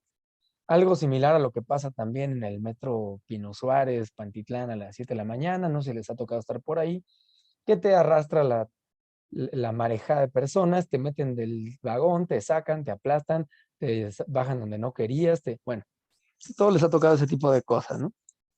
Pues eso pasa con estos neutrófilos. Están tan alborotados por la activación del complemento en estos sitios que se meten a los tejidos a la brava y dañan la estructura. Estos macrófagos, estos neutrófilos, además, entran todos alborotados y se ponen a producir citocinas como interleucina 1, interleucina 6, TNF. Y estas citocinas, y también traen ellos además sus enzimas proteolíticas y están produciendo radicales libres de oxígeno, y llegan todos como locos y se hace una fiesta, no sé si vieron una película que se llama Proyecto X, creo, de unos chavitos que hacen una fiesta en una casa que les prestan los papás de alguien, y de repente llega tanta raza que terminan destruyendo la casa, incendiándola, revientan la alberca. Bueno, pues eso pasa en el micromundo de la hipersensibilidad tipo 3. Los neutrófilos llegan a los sitios y se ponen a producir estas citocinas que además producen dolor, inducen dolor, ocasionan daño en los tejidos y terminan dañando el tejido al que llegan. Normalmente las hipersensibilidades, que son de manera de curso crónico, pueden llegar a matar a los individuos, a los pacientes, por el efecto en el daño renal. Esto ocurre entonces cuando hay mucho antígeno y por ende mucho anticuerpo. Por ello se producen cantidades enormes de antígeno anticuerpo que llevan este caminito.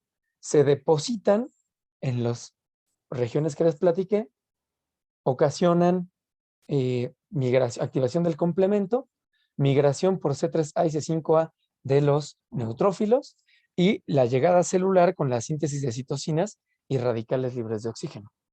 Y esto ocasiona el daño en los tejidos, ¿de acuerdo? ¿Cómo se observan? Pues vasculitis. Pacientes que tienen este tipo de lesiones se les pueden observar vasculitis, petequias, equimosis, subfusiones en la piel, daño renal, por supuesto. Este efecto de la cámara anterior del ojo es lo que se denomina en algunas enfermedades como ojo azul. Ojo azul.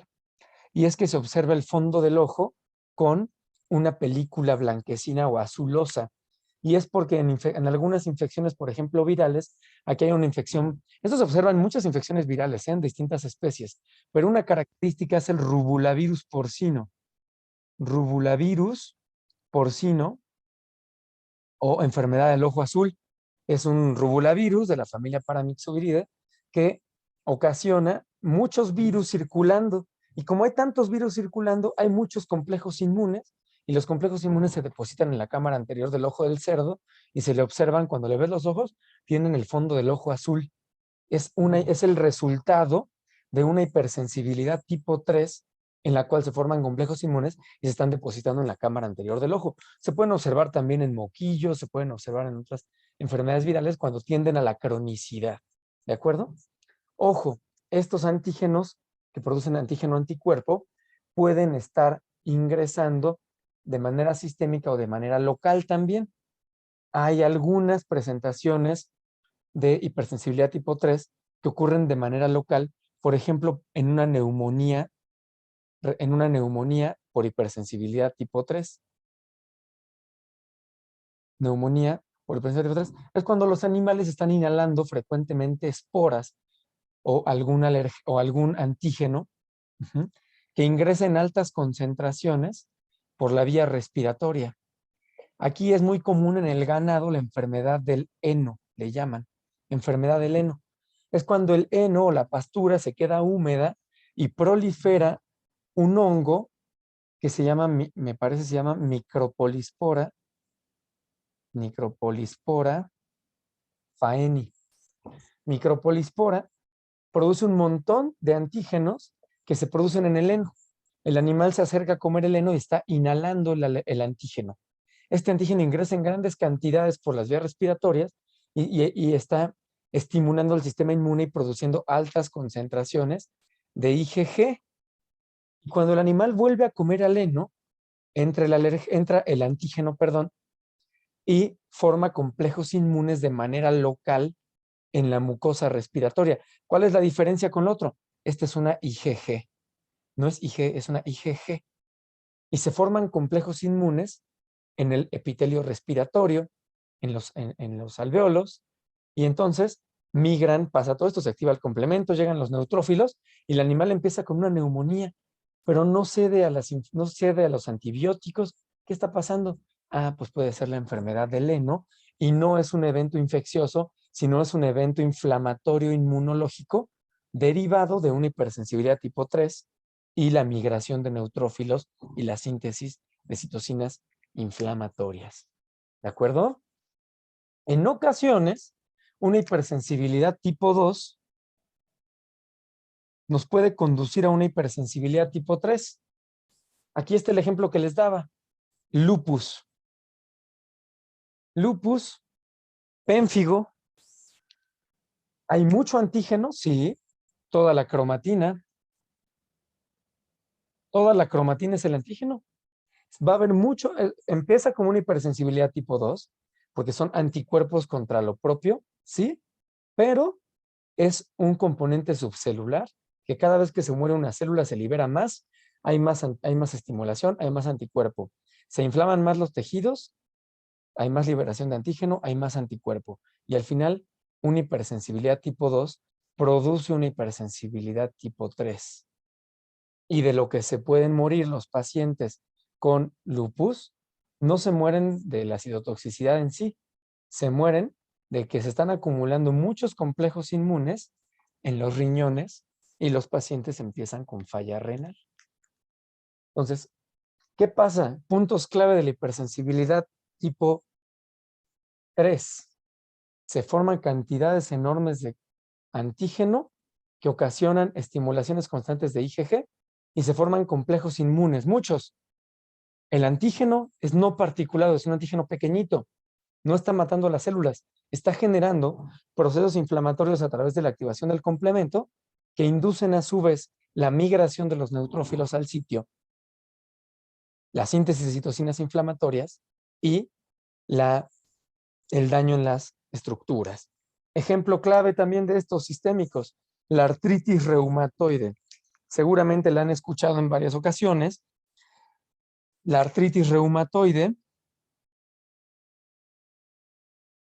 artritis reumatoide. ¿Qué es este factor reumatoide? ¿Por qué le llamamos reumatoide? Son anticuerpos, fíjense, anticuerpos contra anticuerpos. Un anticuerpo que reconoce con su parátopo un sitio de otro anticuerpo. Entonces, para este anticuerpo mira a su hermano, anticuerpo, con cara de antígeno. Yo lo estoy caricaturizando, ¿no? Pero un anticuerpo que reconoce a otro anticuerpo. ¿Se van a acabar estos? Nunca. ¿Se va a acabar estos? Tampoco. Un montón de complejos inmunes que andan circulando, IgG contra IgM, por ejemplo, y anda ahí el factor reumatoide. Hay muchos complejos inmunes y se empiezan a depositar en las articulaciones. Se empiezan a depositar estos complejos inmunes, pasa todo el cuento que ya platicamos, llegan los neutrófilos a las articulaciones y empiezan a producir estas citocinas que inducen mucho dolor al movimiento y además la inflamación de la articulación no deja mover la articulación porque está lleno de células ahí produciendo citocinas y las articulaciones se van perdiendo en movilidad y van aumentando de tamaño y entonces los pacientes con artritis reumatoide tienden a tener este proceso degenerativo de las articulaciones y en esto se manifiesta en este sitio, ¿no? Pues fíjense, hay un sinnúmero de cosas que ustedes van a ver que están inmunomediadas. ¿Qué se hace para estos? Inmunosupresores también, ¿de acuerdo? Dependiendo de qué sea lo que está ocasionando esta hipersensibilidad tipo 3, por ejemplo, si fuese la neumonía, pues ¿qué hay que hacer? Pues que el heno no se moje, tengan el heno en tarimas o en lugares secos donde la lluvia no entre, la humedad, para que no, así lo corriges. Pero cuando el antígeno es propio, cuando lo que está ingresando es propio, perdón, cuando el antígeno que está estimulando esto es propio, pues lo que se tiene que hacer es disminuir la respuesta inmunológica y generalmente también se hace con tratamientos inmunosupresores como corticosteroides. ¿De acuerdo? ¿Dudas con la hipersensibilidad tipo 3? Sí, Alejandro, una especie de canibalismo menciona. Al final se están reconociendo entre ellos, ¿no? ¿Dudas hasta acá? ¿No? Todo bien. Perfecto. Vamos a echarle a la última parte. Ya técnicamente terminamos. Vamos a ver solamente hipersensibilidad tipo 4. Me extendí mucho en la 1, me desboqué ahí. Hipersensibilidad tipo 4. Esta hipersensibilidad tipo 4 es la única en la cual no participan los anticuerpos. Se le conoce también como hipersensibilidad celular o también hipersensibilidad retardada. Tarda en evidenciarse alrededor de 72 horas de que se tiene contacto con el antígeno a que se observan los eventos clínicos. En este caso, la respuesta celular adaptativa, particularmente los linfocitos T y particularmente los TH1, son los responsables. En esta no hay anticuerpos, son células. ¿Qué es lo que pasa en esta historia? Hay el ingreso de un antígeno, se hace la presentación, ustedes saben que hay una célula presentadora de antígenos aquí, que captura el antígeno y se va a presentarlo a los órganos linfoides secundarios y en este caso se va a montar una respuesta de tipo TH1. ¿Qué ocurre para que suceda o qué tiene que pasar para que suceda este tipo de hipersensibilidad? Ocurre frecuentemente frente a antígenos que desencadenan altas cantidades de linfocitos TH1 y que producen altas cantidades de TH1 de memoria. Y el ejemplo clave aquí es la infección por Mycobacterium tuberculosis. Tuberculosis. ¿Qué pasa en la tuberculosis? Hay respuestas de tipo TH1, así es, porque es un agente intracelular que tiende a la cronicidad. Entonces siempre se están estimulando las células y hay un montón de células de memoria. ¿Qué es lo que pasa? Que cuando se administra un antígeno, por otro sitio, por ejemplo, aquí tenemos a la vaca. Ahí. Aquí tenemos una vaca. Si nosotros administramos un antígeno, este antígeno de la tuberculosis, esta vaca que tiene, que está infectada de tuberculosis, aquí está en el linfonodo mediastínico un granuloma, tiene distribuidas por sus linfonodos un montón de linfocitos TH1 de memoria que viven en los órganos linfoides secundarios. Cuando entra el antígeno, por ejemplo, si yo inyecto un antígeno de tuberculosis, entra el antígeno, la célula dendrítica vuelve a pasar esto. La célula dendrítica va, presenta el órgano linfoide secundario, pero hay tantas células de memoria que se genera una super expansión de linfocitos TH1 y se producen muchísimas células efectoras. Y estas células efectoras viajan al sitio donde entró el antígeno. Y son tantas células produciendo citocinas que esta migración celular es la que ocasiona inflamación, daño, induración, o sea, se endurece y en ocasiones necrosis. De tanta migración de células efectoras. Ojo, aquí no hay anticuerpos. Lo que pasa es que hay muchas células, principalmente TH1 de memoria, que en procesos como la tuberculosis están distribuidos por todos lados. Y termina dañando, esta migración celular, es lo que termina dañando el tejido. ¿Cuál es la diferencia? Esta ocurre a las 72 horas, por ejemplo, y esto, esto se observa también, es un fenómeno de dermatitis, se le conoce como dermatitis por contacto. Este es un ejemplo, este es otro ejemplo de hipersensibilidad tipo 4. Este que les mencioné, esto que les mencioné es un evento que ocurre en cuando un animal está tuberculoso, y este ejemplo que les di se llama la realización de la prueba de la tuberculina, que seguramente ya vieron o van a ver en el laboratorio de Inmuno. También les voy a compartir un video de qué pasa en la prueba de la tuberculina. Bueno, la prueba de la tuberculina es una herramienta diagnóstica que utiliza la hipersensibilidad tipo 4 como una mecánica para conocer si hay tuberculosis, para ser claros. Otro ejemplo de hipersensibilidad tipo 4 es la dermatitis por contacto. Ocurre lo mismo.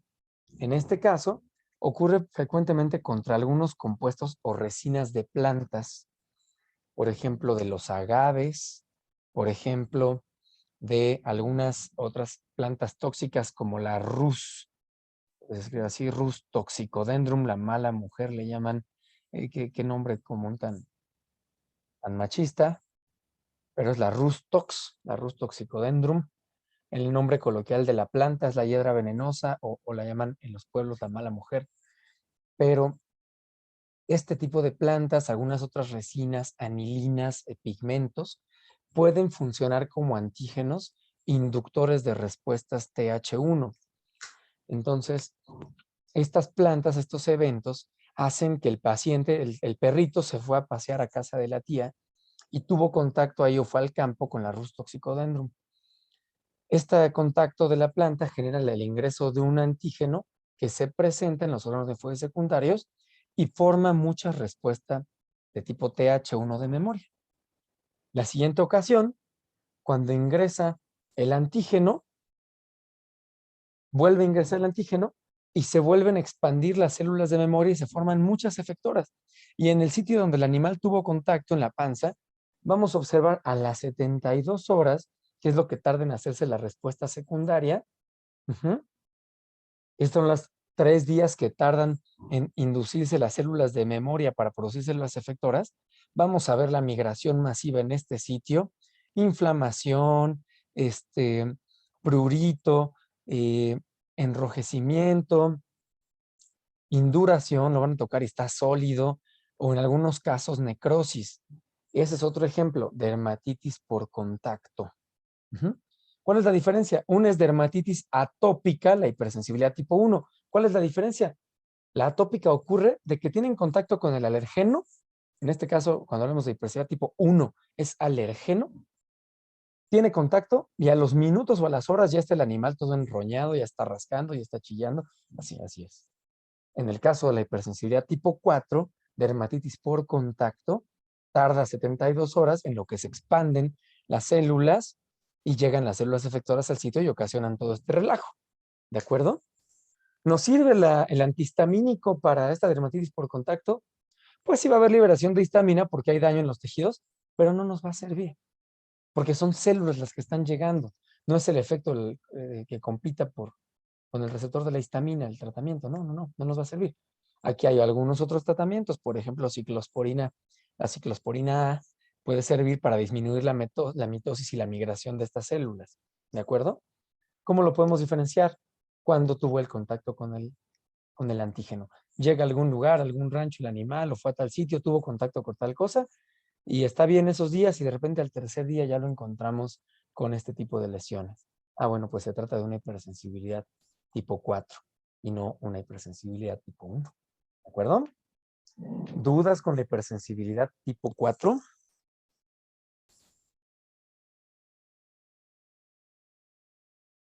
¿No? ¿Estamos todos y todas? Pablo, Sí, adelante. una duda. Entonces, bueno, aparte de, ya sé que de las horas se va a diferenciar entre una de tipo 1 y tipo 4, pero tal cual como se expresa macroscópicamente sería como muy similar. Es similar, sí, así es. Fíjate que hay quienes, digo, con experiencia clínica se puede ir encontrando algunas características, como por ejemplo esto que les digo de que se pone duro el tejido, pero también hay otras, cuando tienden a ser crónicas las lesiones por alergia, por ejemplo, también se puede sentir endurecimiento porque la liberación de la histamina también ocasiona endurecimiento de la piel a largo plazo. Una forma en la que se puede detectar también, por ejemplo, si ustedes vieran esto microscópicamente, van a observar una cantidad enorme de linfocitos ahí metidos, a diferencia de en la inflamación por histamina. Va a haber migración celular, pero van a encontrar neutrófilos, van a encontrar de muchas cosas. En este caso van a encontrar una gran concentración de linfocitos que se pueden ver digamos, en una mirada microscópica, ¿no? Pero así de manera clínica tienen que guiarse un poco más por el sitio donde estuvo el animal, el tiempo en el que se presenta, la respuesta, por supuesto, si le dan antihistamínicos van a ver que no responde. Pues entonces ya no está mediado por histamina, sino más bien son células las que están ahí, ¿no? Ok, gracias. No hay de qué. Hay una duda. En este caso se va a requerir también una primera exposición al antígeno para que la segunda haya células de memoria. Es correcto, Leslie. Justamente. También se requiere una primera exposición. Incluso en muchos casos se requiere un contacto prolongado para que haya suficientes células de memoria.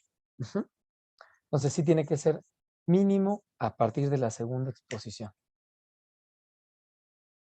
¿De acuerdo? Perfecto. ¿Alguna duda adicional? ¿Quedan claras entonces? Las hipersensibilidades son bien importantes.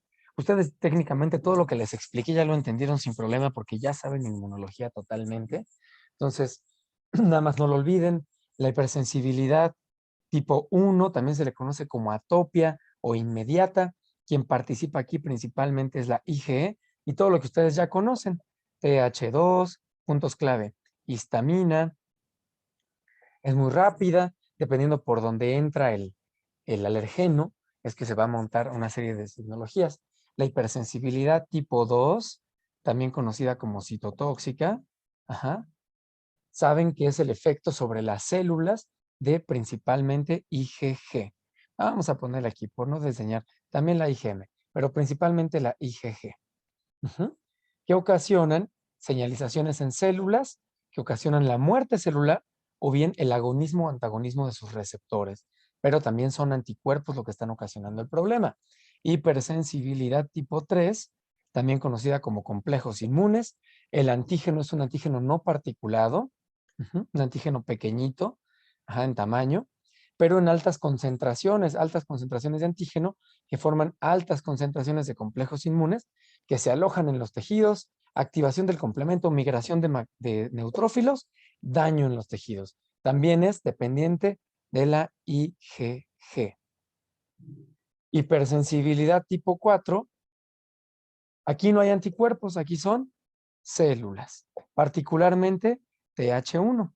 Y lo que ocurre es que hay células de memoria y es la migración celular y la producción de citocinas de estas células lo que ocasiona el daño en los tejidos. En estos casos, aquello que servía para preservar la vida, para conservar la salud, es lo que está ocasionando el daño. Hipersensibilidades.